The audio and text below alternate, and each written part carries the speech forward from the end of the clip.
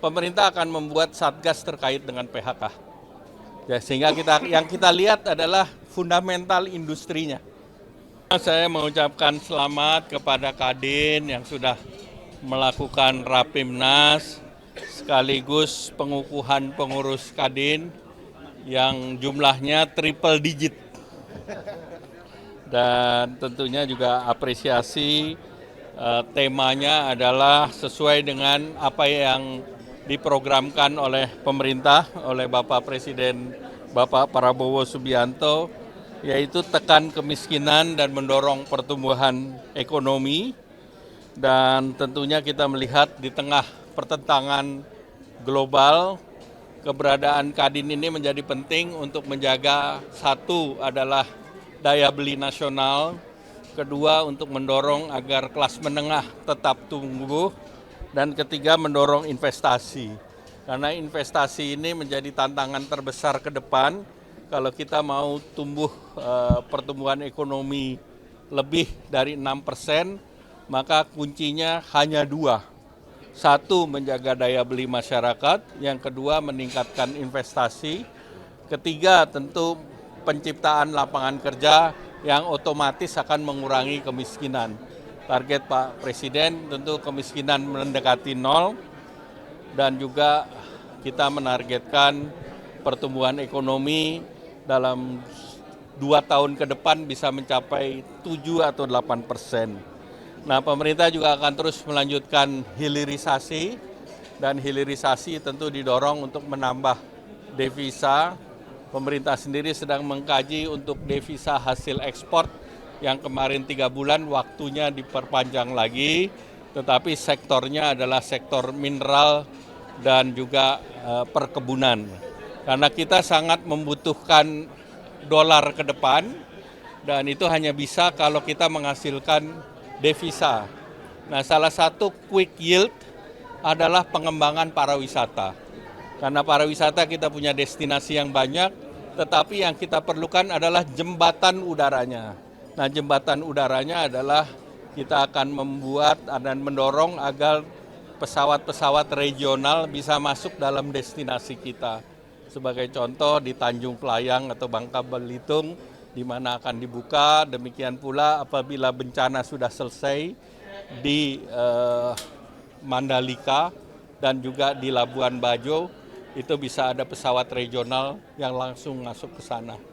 Nah, tentunya dengan adanya pariwisata itu akan menyerap tenaga kerja, mendorong UMKM makanan minuman. Nah, ini menjadi penting, dan hospitality. Dan yang terakhir tadi juga saya sampaikan bahwa kerjasama multilateral akan terus didorong, baik dengan level ASEAN maupun G20. Kemudian juga Indonesia sedang berproses di dalam finalisasi EU-SEPA dengan Eropa, kemudian juga dengan proses aksesi OECD yang kemarin sekjennya ke sini, dan kita juga sedang berbicara dengan negara-negara BRICS. Demikian.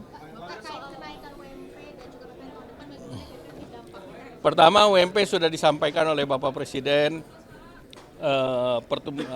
UMP-nya di 6,5%. Tadi saya sudah sampaikan kalau untuk PPN, tadi saya beri kuasa pada anggota Komisi 11 yang ada di DPR, yang ada di Kadin. Ada kekhawatiran akan ada PHK nggak Pak? Pemerintah akan membuat satgas terkait dengan PHK. Ya, sehingga yang kita lihat adalah fundamental industrinya. Jadi nanti kita akan pelajari di sana. Ya. Ini juga akan kita bahas terkait dengan insentif fiskal yang akan disiapkan untuk tahun depan.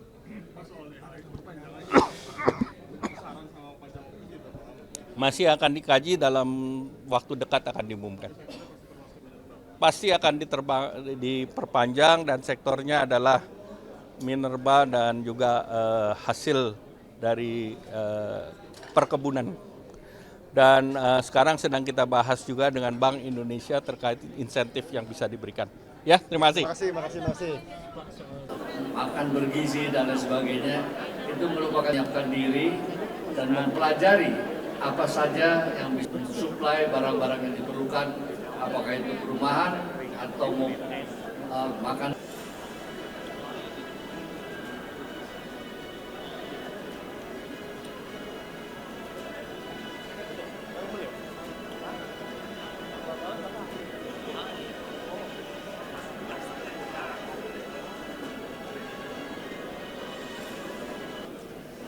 Teman-teman silakan masuk. Sekalian laporan Pak Menko. Hashim sebagai Ketua dan Penasehat. Jadi terima kasih, mungkin darah pengusahanya masih kental juga. Terima kasih Pak. Tepuk tangan. Dan tadi juga dihadiri oleh 30 yaitu asosiasi dan himpunan. Jadi kalau perusahaan Pak Menko, pemegang sahamnya sebenarnya 2 Pak.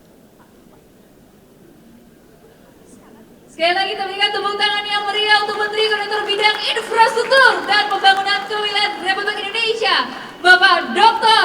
Haji. Assalamualaikum warahmatullahi wabarakatuh. Selamat siang dan salam dan berbahagia. Hari ini bisa hadir 2024 sekaligus bersilaturahmi dan menyapa Pak Bung Anindya Bakri. Tepuk tangan untuk Mas Anin.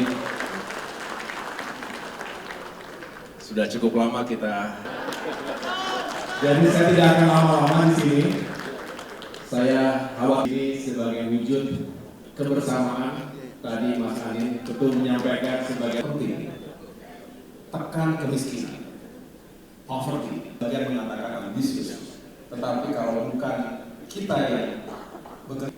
Dan ini yang diharapkan menjadi yang disampaikan dalam berbagai kesempatan oleh Bapak Presiden Prabowo Subianto tergantung kepada kita. Pemerintah tidak bisa sendirian, sehingga melibatkan industri termasuk UMKM ini penting.